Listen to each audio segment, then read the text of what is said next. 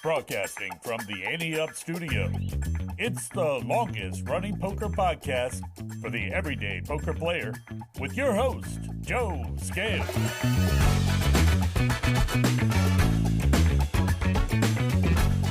Hello, A-Team.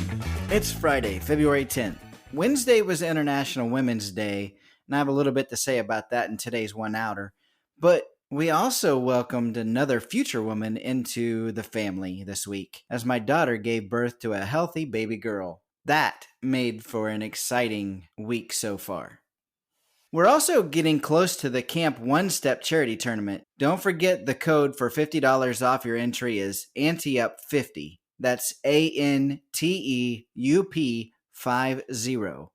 I hope to meet a lot of the A-Team there. Before we get to that travel, though, I'll also be making my way out to Vegas later this month. I'll keep you guys posted on that trip. I'd love to meet some of you out there as well. There's a lot going on around here, but we have a podcast to do, so let's get on with the show. Find out what conversations are happening around the poker table with Table Talk.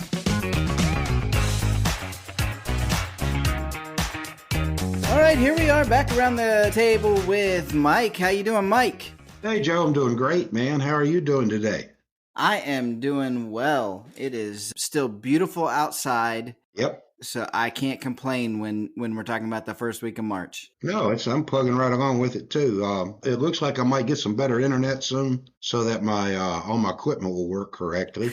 They've laid the fiber cable up through here, and the guys are down through here putting boxes in along the road. So hopefully they'll put us one in. But I guess we'll see in the next month or so. That sounds good. Hey, I know that we usually talk about a lot of different things, but I just wanted to say that I've had a pretty good run the last 2 weekends. I went down to the rivers that one weekend here a couple of weekends ago and Gotcha. doubled up, plus paid for the hotel for a couple of nights and all the meals and the drinks and all the other incidentals that I got. Right. Which was really good for me. I was happy. Right. Then last weekend, I went to that charitable event here in Keswick, Virginia. Yeah. They had almost like 50 some players. Okay. 50 or 60 players. And how did you do? Believe it or not, I came in sixth. Nice. Made it to the final table. Yeah, thank you. And I got me a little. I got my little trophy thing. It's a hand holding a poker hand, which was really good. I got a gift card out of the deal because they're trying not to spend all their money. They're actually raising it for veterans. That's what I was going to ask you. Yeah, it's all for veterans. I'm gonna get some stuff to you so we can get it on Facebook and show people what it's about. That's perfect. Yeah. And speaking of charities and fundraising, let's let all the folks know that we've been working really hard on our charitable events and our fundraising efforts as far as that section of Ante Up. Right. We've been working really hard. I know, like you said, you went and played in that one this weekend. We've got Camp One Step coming up soon. Yep. So yeah, it's an important part of Ante Up now, and we're working on getting a lot of things moving there. Absolutely. I'm hoping so, because there's a whole lot of places that could use us to help them out, and I think we should be in the mix. Absolutely. So we'll keep everybody posted so we can get stuff posted on Facebook, maybe on our website. It's a work in progress, but it's a lot closer than it was when we talked about it a month ago. Absolutely. We've got a lot of things working.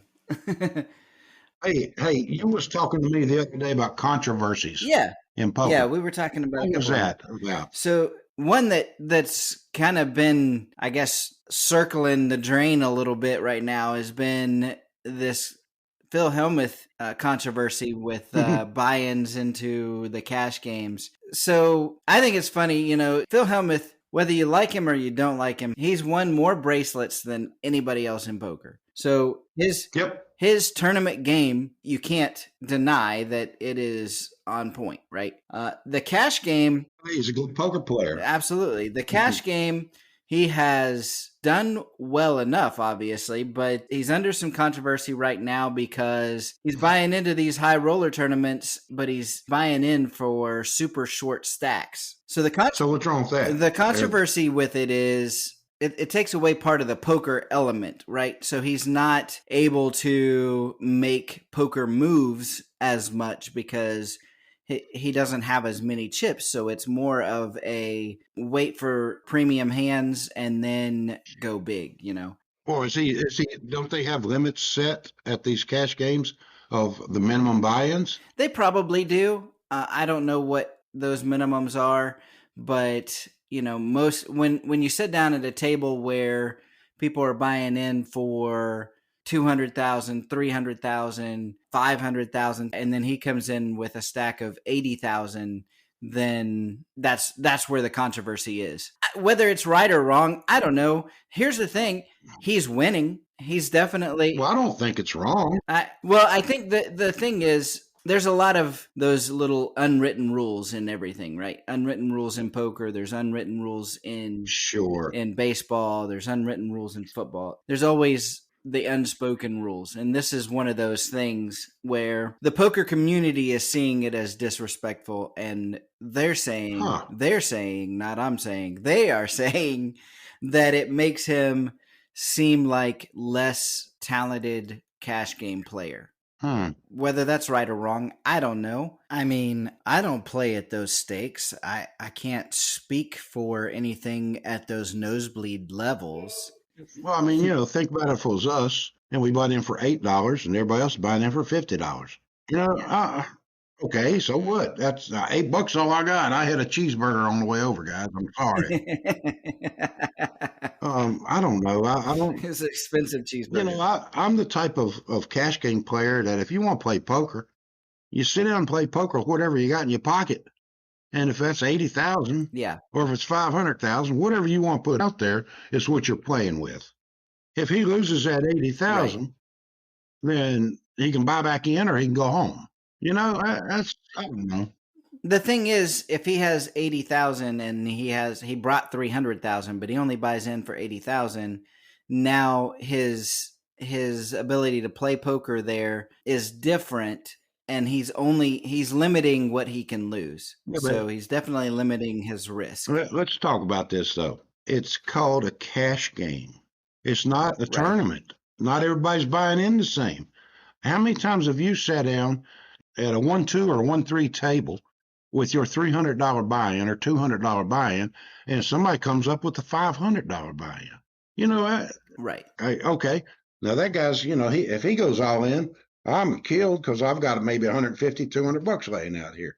Makes you feel okay. That's on me. That's not on him. I don't know. Yeah. I don't have a problem with playing with anybody that wants to play poker. If you set a minimum to put on the table, then okay. But if they don't have a minimum set, that's their bad. That's not his bad. Absolutely. If they got a minimum of 50 and he's bringing 80, well, okay, he's over what they're saying you need to play with. So I don't know. I don't. He's not buying in for less than whatever they say the minimum table thing is. And if they don't have a minimum, absolutely. I mean, obviously, if they don't have a minimum buy-in, obviously they're letting him. They should have one. Yeah. Yeah. Yeah, absolutely. If they are letting him play, then for the 80,000 or whatever it is that he's buying in for, if they're letting him play with it, then that's on you guys too, right? So they can get up and walk away, say I ain't playing for that. Yeah. If they don't want to play it. That's what I think. But anyways, I don't want to make nobody mad either. That's where I stand. I'm drawing the line, and that's your line. Okay. Yeah. So that's. You know what? You got anything else? Because that's all I got tonight. That sounds good to me. I wish you all the luck. I got 2 beds and a sleeper sofa. Come on down. I don't know if I'll be able to make it, but whether I make it or I don't make it, then I wish you all the luck. I can't wait to hear how you do. Thank you. And let me holler this out real quick. 18. Come on out to the Rivers Casino in Portsmouth this weekend. I'll be there Friday and Saturday. And when you look up on that poker board, I'll probably be the short stack. And I play under the name McEwen, MACKUEN. Are you going to be the short stack because you buy an in short or because you lost it? Yeah, I'm going to fill you my helmet on the half this weekend. But I do plan on going to the 5-10 table for a while. Okay. And I'm going to play there for a little bit, but I don't know if I'm going to do that Saturday day or Saturday night. We'll find out. But tomorrow is the 1-3. If y'all don't see me there on Saturday and my name's not on the board waiting to play, they took them all. They took all your money already. Oh, no. Anyhow, okay. Thanks for that. And Joe, I hope you have a wonderful weekend. I know you got some family stuff you're working on. Yep. Wish you the best in all that. Well, I know we didn't make it to a poll question this week, but we'll come up with one next week. If you do get a chance, please come on up. Thanks, Mike. All right, brother. Now it's time for Call the Floor with Elliot Schechter. Elliot Schechter is the poker room manager for Rivers Casino in Schenectady, New York. He joins us each week to say how he would rule on situations that come up in your games, and he is with me again this week. How are you, Elliot? Doing really well, Joe. How you doing today? I am doing well. I want to start off, though, by saying I know you have a series that's going to be going on there. Tell me a little bit about that. Absolutely. I appreciate the plug. We've got the Electric City Poker Series coming up from April 13th to the 23rd. 11 different events over 11 days and a whole bunch of mega satellites for the two main events. We called it the Electric City Poker Series because this is the Electric City.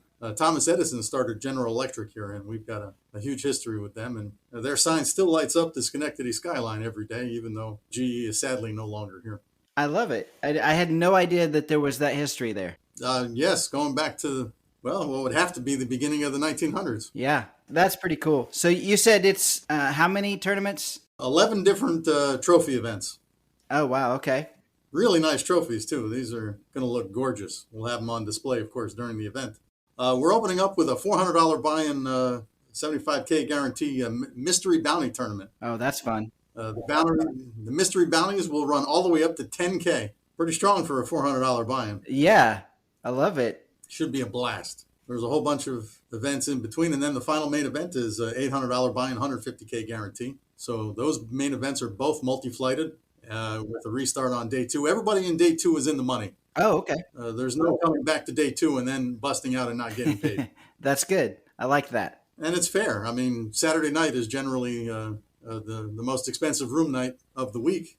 Yeah. Although for the tournament, we've got special rates for the tournament with code, get this, 4ACE23. So 4ACE23 will get you an $88 room rate each night of the event from April 13th to the 23rd. Okay. Nice. That's some good incentive right there. 4ACE23. Correct. All right. They'll be based on play. So if you fail to play an event or put your time in the poker room, the hotel will likely revoke the rate for you. Oh, okay. But as long as you are playing in the poker room in at least one of the tournaments and in the poker room itself, you'll be fine. That makes sense. There's good return on investment in just about every event's got a guaranteed prize pool, including the ladies event, the seniors event. We're doing a shoe, and we're doing something rather unique. You can call it the Rivers Revival.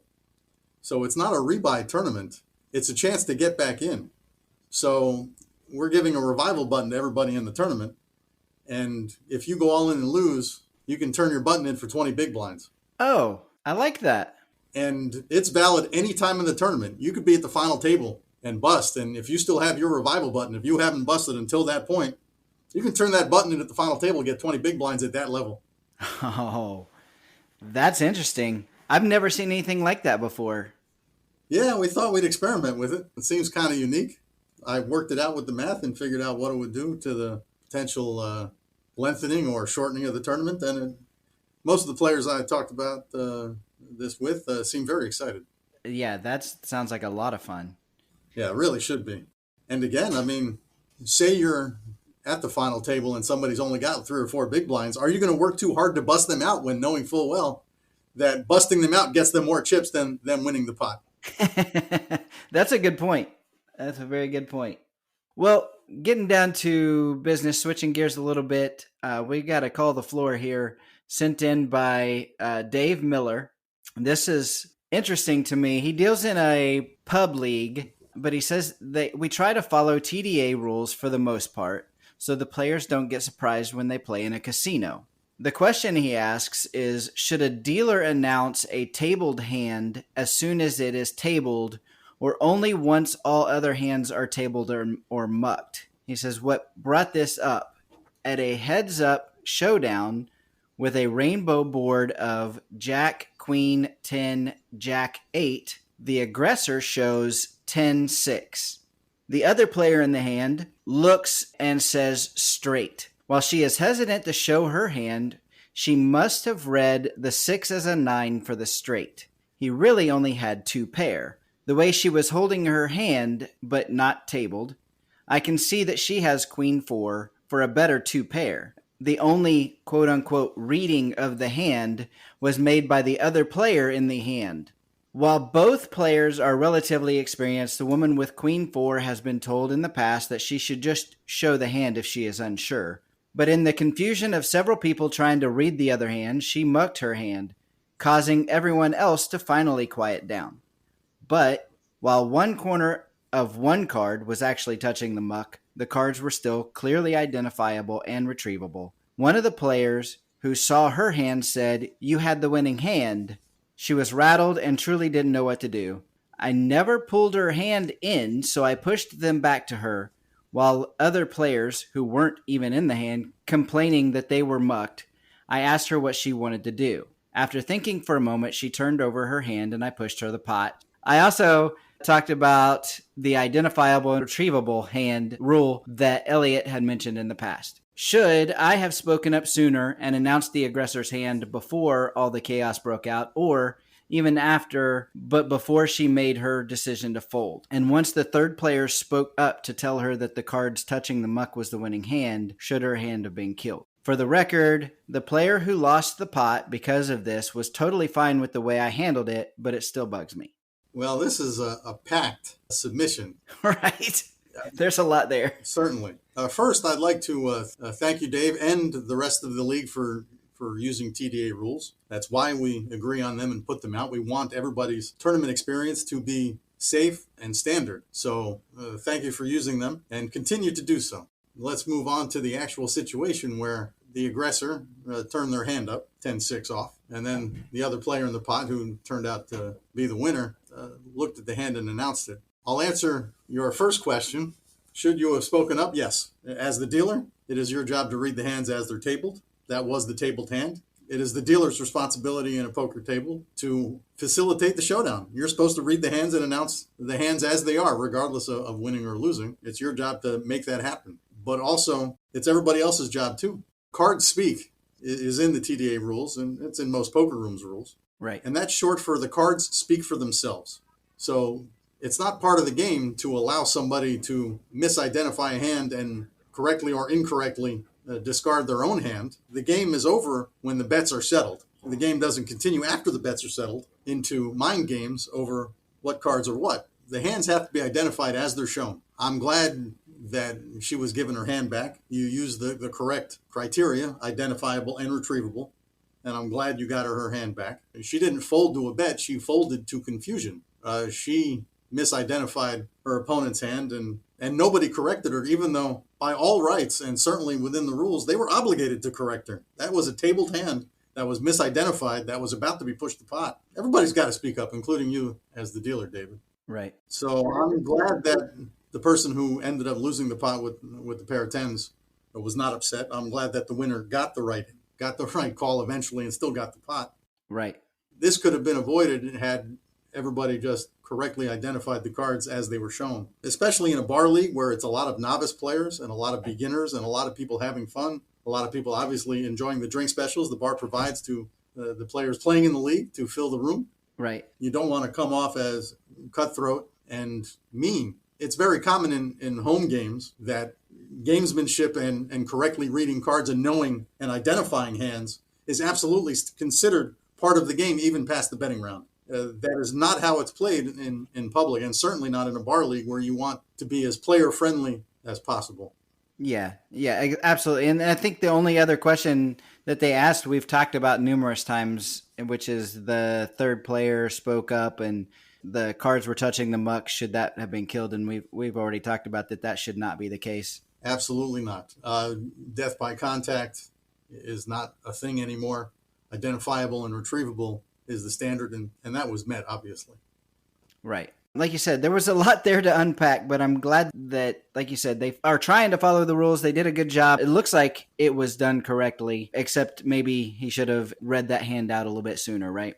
That's about it. This was handled pretty well. The end result was certainly what should have happened, and it appears as though nobody had any hard feelings. So again, it was fair for everyone, and that's also important. Right. All right, Dave. Well, I hope that answers your question. Thank you, Elliot, again, as always. Quite welcome. Glad to be here. And if you have a call the floor that you would like for Elliot to go over, then send it to podcast@anteupmagazine.com. Let's break it down with Hand of the Week. All right, here we are with another Hand of the Week, and Patrick Guzzi is going to join me again this week. How are you, Patrick? I'm doing well. Appreciate you guys having me back. See if we can't take another run at this. All right. Well, this week we've got a hand that's sent in by Guy Hardy. We're playing 2-5. We're 8-handed, and our stack is 450. He says the villain in this hand is definitely the table captain who's running everybody over and has a stack of over 2,000. He is having a great time talking and laughing, as I would too if I would had say so, yeah. He's got us, fived up there. So, yeah. Yep. He's a loose, aggressive reg who, despite his table talk, knows the dynamics of his own image and everyone else at the table, and definitely uses it to his advantage. He's already shown down 2 triple barrel bluffs and has shown down many weak hands that managed to nut up by the turn or a river, all within the first half hour of me being there. On the other hand, I have not had a hand to play for half an hour, and the other players have even joked that we got a nit at the table.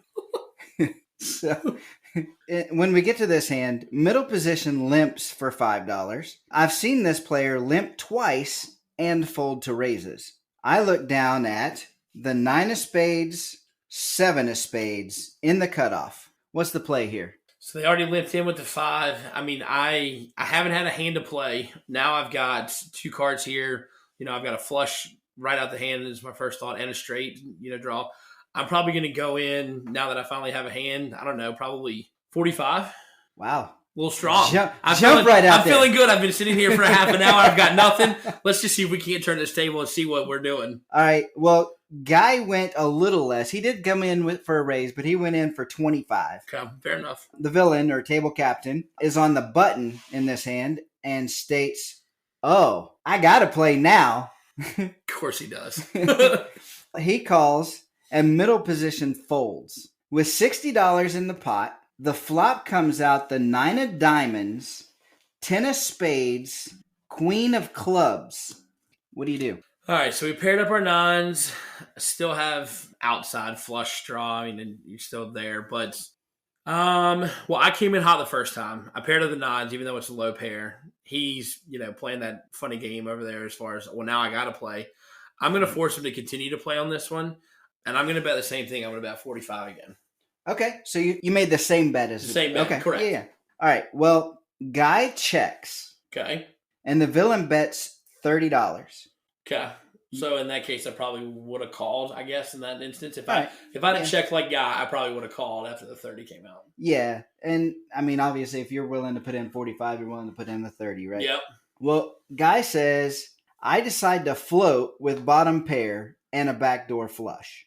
With $120 in the pot, the turn is the 9 of clubs. Now we have trips.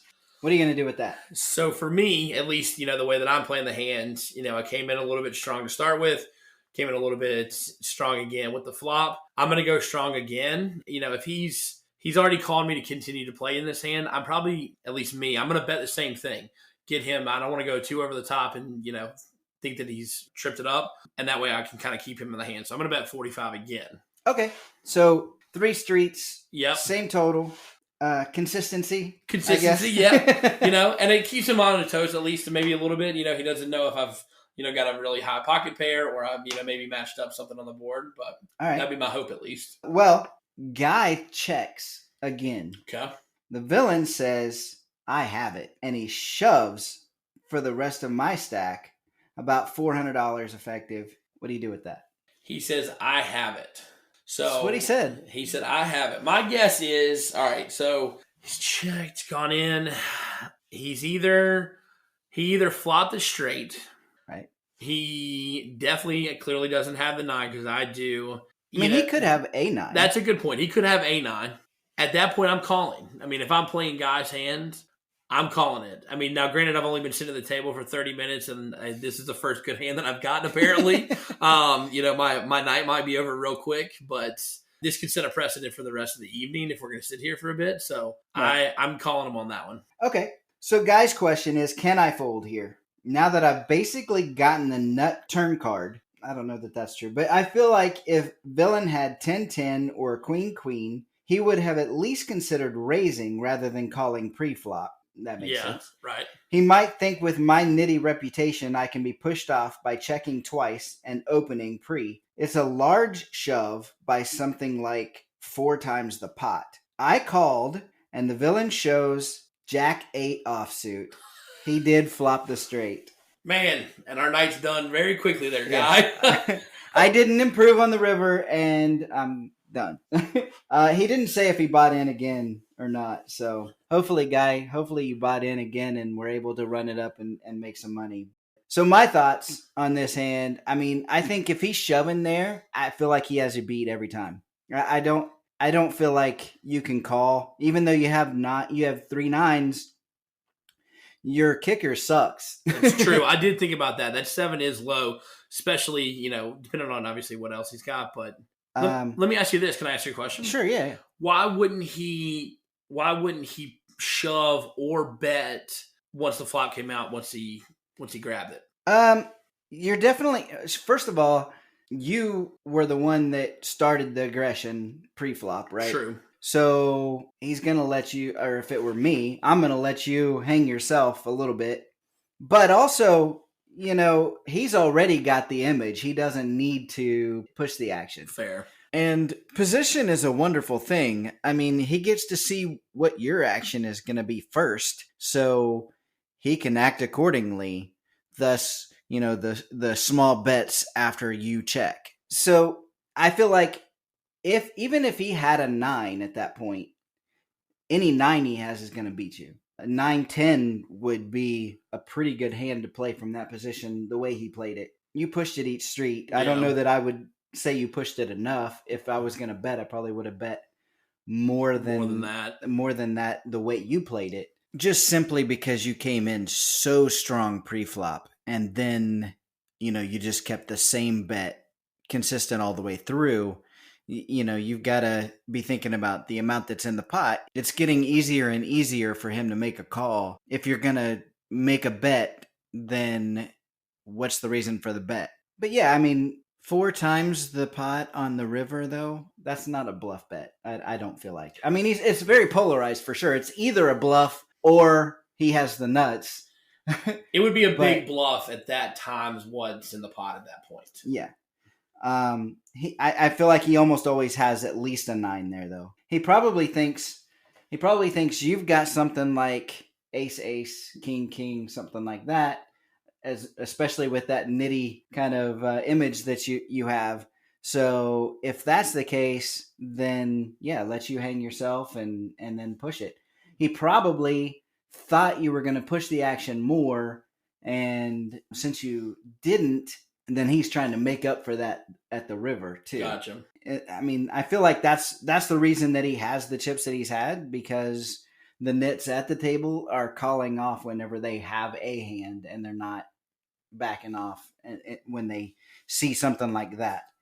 But I mean, when you look at your hand, in all honesty, 3 nines, I mean, it sounds great, but it's really, at that point, you're really only beating a bluff at that point. Yeah, I think it's still a tough hand to fold. I will say it that is. When he comes in, when he shoves in to match us and puts us there, I mean, that's a real tough hand to fold. It is, but at the same time, that allows you to make money in the end, right? Yep. Making folds like that.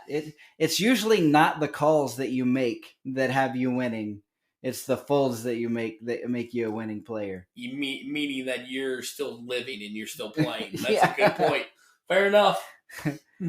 All right. Well, Guy, I hate that for you, but hopefully, like I said, you were able to run up another stack and you ended the day in positive. But other than that, Patrick, I really appreciate you joining me again. Absolutely. It's good to be here, and hopefully we can do it again. Absolutely. And if you have a hand that you'd like us to go over, send it to podcast@anteupmagazine.com. The question is, how you running? All right, Bub Popper is our double duty ambassador down there in Florida right now, and normally our ambassador for the Midwest. Bob, how you running down there in Florida? Well, I hope you have your bleep button ready, Joe, because I've been running like a piece of beep. And unfortunately, I've had a lot of bad beats. You remember the ones that are pounded on your head. You don't remember the ones that you give out. But for me, it's just been one of those zones where it doesn't matter what you have, somebody's going to draw out on you. Whether it be tournament or even some of what I call the carnival games, I've just been getting my beep, beep.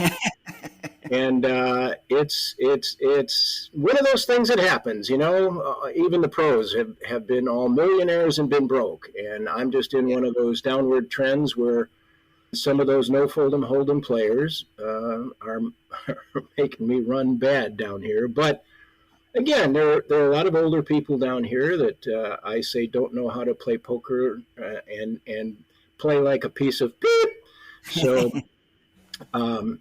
and it happens, you've got to take the good with the bad. You look at any player out there, and if you throw your cards and stomp away mad, you'll never come back to the tables. And, you don't want to be steaming. I'm not Phil Hellmuth and never want to be. You just take the good with the bad. So other than that, I'm still ahead down here in the Sunshine State and enjoying the weather. It's not bad back up in the Midwest where I'm from, but I don't want to go back.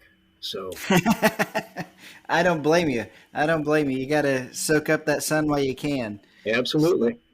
As far as those players go, it's tough because those are the players you want to be up against, but at the same time, sometimes it works out for them. Yes, I remember somebody told me, and it's probably written in all the poker books and annals, that you can't bluff an idiot. Yeah. Even in the carnival games, there's a game called Ultimate Texas Hold'em where the dealer deals out 5 cards that are mutual for everyone. You have 2. Right. You're not playing against players. You're playing against the dealer. And right. I'd come up with 2 pair. They'd come up with 3 of a kind. I'd come up with 3 of a kind. They'd come up with a straight. So the son of a bitch dealers, just beat me. And when it happened in a cash game, and it happened in a tournament, and it happened in the carnival games, I just put my wallet back in my pocket, walked out to my car, and started it up and went home. Yep. The fish are everywhere. You really want them? But, like they say at the table, if you can't tell who the fish is, yeah, it's you. Well, how's the scene looking down there in Florida right now? Again, poker is hot and heavy down here. There are so many new venues down here in the past 2 or 3 years post-COVID.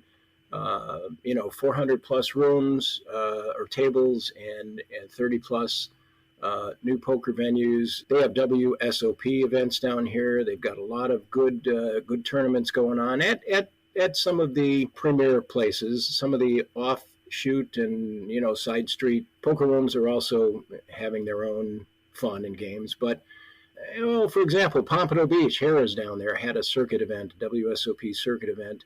That actually was a 2-week long event, and they shattered the initial guarantees in the 16 events they had. They had over 1,000 entries in the $1,700 main event alone that had a prize pool of over $1.5 million. And the guarantee was only $500,000, so it was $500,000, and they had 153 players cash. That's a pretty good turnout. Yeah. So what you're saying is poker is not dead.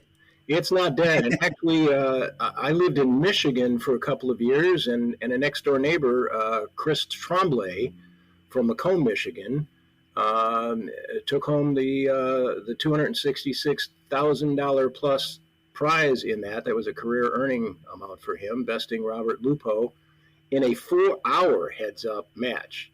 Oh, nice. Yeah, he hung on just by a thread a couple of times, actually a handful of times, being short-stacked. And then finally went into the chip lead. In hearing what he had to say, he kept his cool. He didn't panic while he was short stacked. He stayed in the game. He kept with his game plan, and was awarded with $266,000. Lupo actually got a nice little chunk of change, getting 164,000. Not a bad day at the office. No, not at all. Even third place. I think his name was Ryan Enriquezo, I believe, earned over 121,000. So that's pretty good. Yeah, that says a lot for the state of poker for sure. Well, and it's not just the guys. On the ladies' side of the chart, Lonnie Harwood. I'm not sure if you're familiar. Some of the of our Ante Up Nation people might know. She was a 5-time circuit winner, and she just fell short of her bid for a 6th piece of the Jostens hardware. Ariel Williams got her first ring in one of the events there, and other people, Daniel Perlman, Neil Blumfeld, Benjamin Robinson, were people that also cashed in some of the WSOPs there. The action was just hot and heavy down here in places besides there, like Pompano Park, Palm Beach Kennel Club, Embro Greyhound Park. These are some of the, side street, as I call them, places. Derby Lane, Hialeah Park, and my home stomping grounds, Oxford Downs, just to name a few that are out here.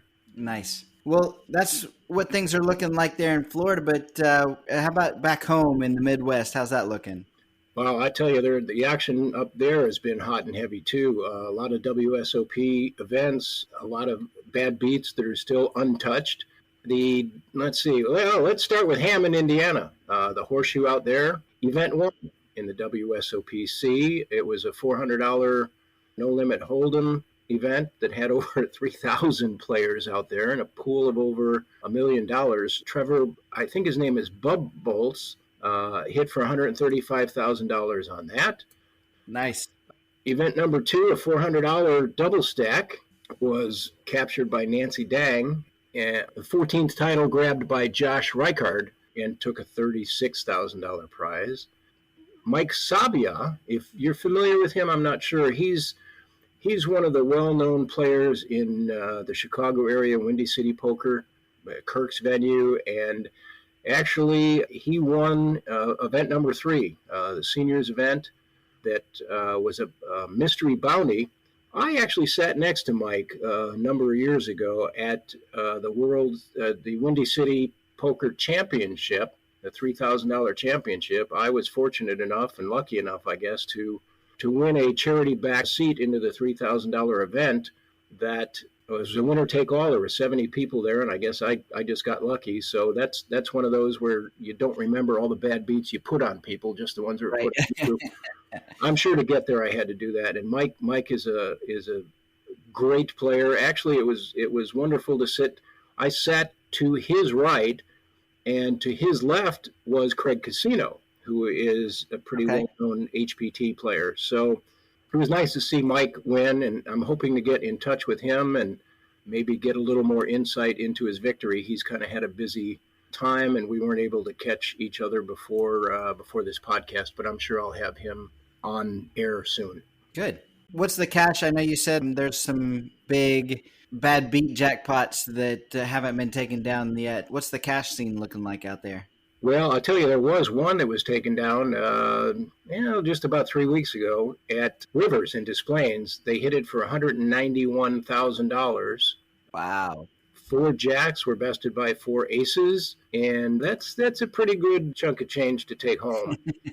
Yeah, it is. Yeah, that was a nice one. But the other ones that were still outstanding, as far as I know, haven't been beat. I haven't heard any of them being beat yet at Grand Victoria or any of the Caesars facilities or anything out even in Indiana. So get out and play, take your chances. Grand Victoria's was over $60,000. Hollywood Aurora was over 113.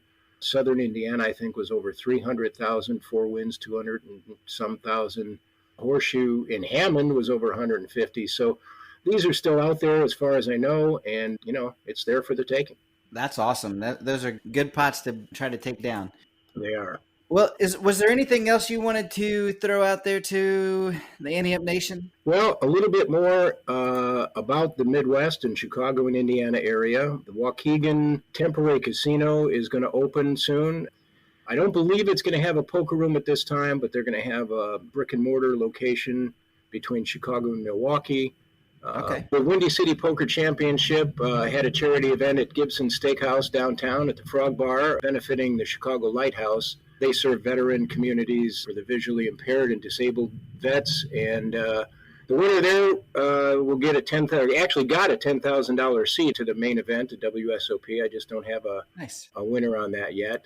The Windy City $3,000 winner-take-all tournament, that's the one that I was fortunate enough to win some time ago, was won by Jack Overtough. He won this year, and he will play May 21st in the televised Shady Oak Camp $3,000 main event. That should be a pretty decent event. The World Series of Poker is heading to Grand Victoria in Elgin next month, April 6th through the 17th, I believe. And some other winners down south in Indiana, Horseshoe in Indianapolis. Todd Murphy won a 2023 main event seat. Basically, it was a month-long tournament and promotions that they ran down there, but he beat the field there and won a seat. Seth Litt actually took down the 50K event and said he's not a tournament player, but may have to change his tune after this one. And there are a few dozen promotions out there that, they've got hot seats, they've got a chance to win WSOP seat and all those good things in Indy. Caesars Southern Indiana has promotions running in March, including a $1,000 high hand bonus, Splash the Pots, Royal Flush giveaways, all those other good things to attract the good players down here. Right.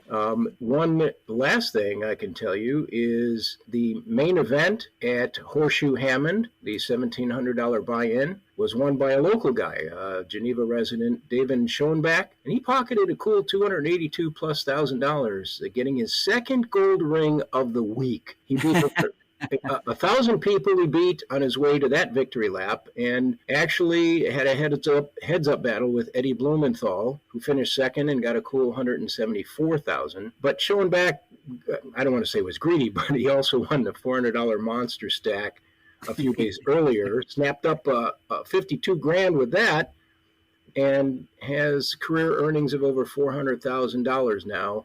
It was a great feeling to win the main event. And winning a pair of rings in the same week wasn't too shabby.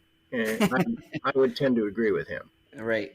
One of the other things that's a little disappointing in Indiana, I'm sure our Ante-Up Nation people may be aware that the online gaming bill in Indiana for the third consecutive year failed to pass. They thought it was they had a really good chance to pass this year, but it just failed again, and they're going to have to try again and see what they can do, and hopefully... That didn't even make it to a vote, did it? No, it really didn't get there, and they're going to have to wait now until next year. So it's just unfortunate. Yeah, it didn't even make it, and that's a shame.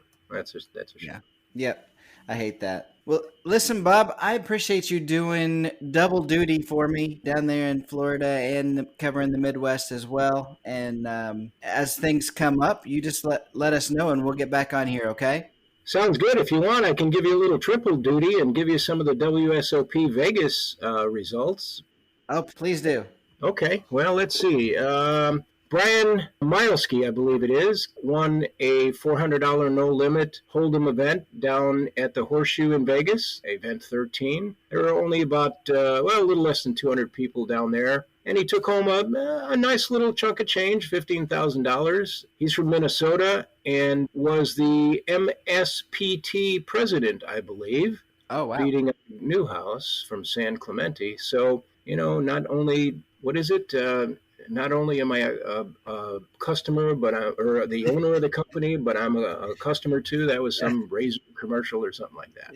I think it was hair loss for men or something like that. That's it. There you go. The $1,700 event had 800 and some people, $1 million prize pool, all those good things that are really attracting people down in Vegas. And Ben Wen won the main event down there, beating Alex Foxen and clipping, $227,000 for his victory down there. He's won 4 or 5 titles, but never a WSOP. And getting a ring like that for him, he said actually left him speechless. Foxen, who he defeated heads up, he said was one of his poker idols. So they're both natives of Long Island, and now they share victory and defeat as well. Yeah. And the last thing was a nice Cherokee WSOP C event This was out in North Carolina. I know it's a little outside of Vegas, so I guess I'm doing 4 duty for you now. You don't expect any more pay. Just double my salary and we'll all be good. But no, it's a pleasure, by the way, working for you, of course, and working with you and for the Ante Up Nation. There were 1,700 people here, and Brian Altman won that one and moved his career earnings to over $700 million. Wow. Speaking back of Florida, he was a 3-time World Poker Tour title capturer in the Sunshine State down here. So he's just on a good run, I guess. Yeah, I guess. And the one thing I'd like to say and continue in the vein that we have here that's very important and near and dear to your heart and ours is, our Ante Up being a supporter of the charity events that are going on. Any organizations that we haven't touched base with or haven't touched base with us, we encourage to get a hold of us. We know about Play Poker Chicago and Windy City Poker and Rockford Charitables. And of course, the great event coming up with Camp One Step.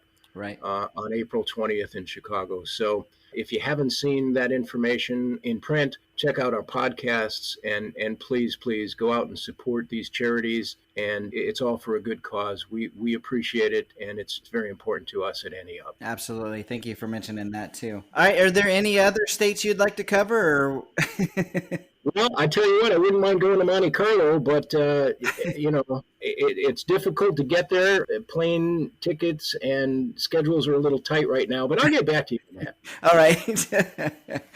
All right, Bob. Well, I appreciate all that you do, and we'll talk again soon. All right, Joe. Take care. Thanks, everybody. It's time for Joe's 1-Outer. Close your eyes and imagine people sitting around a poker table. Most, if not all, are men, right? I mean, historically, poker has been a quote-unquote man's game. But maybe as the game continues to evolve, it's time for that to change as well. We've had a lot of outstanding celebrity women in poker.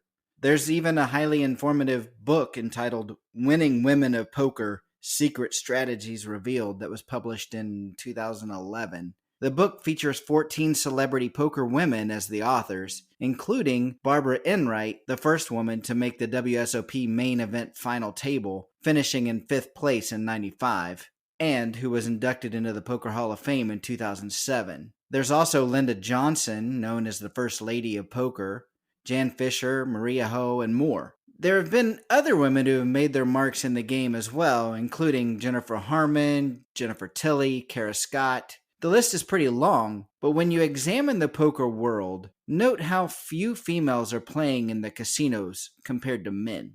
The last time I was at a casino, I took a head count over several hours. At a full table of 9 players, most of the time there were only 1 or 2 women seated, not counting the dealers. Sometimes, though, there were none. The thing is, any strong industry requires a healthy influx of new customers. In this case, those customers are the players. And if women were playing in the same numbers as men, imagine what that would do for poker. Doubling the field size, bringing lots of new players into the game, bigger money up top for winners, more viewing public for the TV shows, an increase in revenue for the companies. It's a win-win all around. The general sentiment of everyone involved in poker today is that the game must grow. As fans of the game sit longing for another poker boom, it makes perfect sense to pin those hopes for the game's resurgence on women. I mean, women represent the largest pool of potential players who've consistently been absent in a live setting. I, for one, want to lay out the welcome mat. Maybe then we'll be able to close our eyes and automatically imagine a random poker table that has just as many women seated there as men. That's today's 1-Outer, and that's today's show. See you next week, A-Team. And until then, I'll see you at the tables. The Ante Up Podcast is a production of AnteUpMagazine.com. Contact the show at podcasts@AnteUpMagazine.com or call the show at 540-339-7741. If you'd like to advertise, send an email to editor@AnteUpMagazine.com.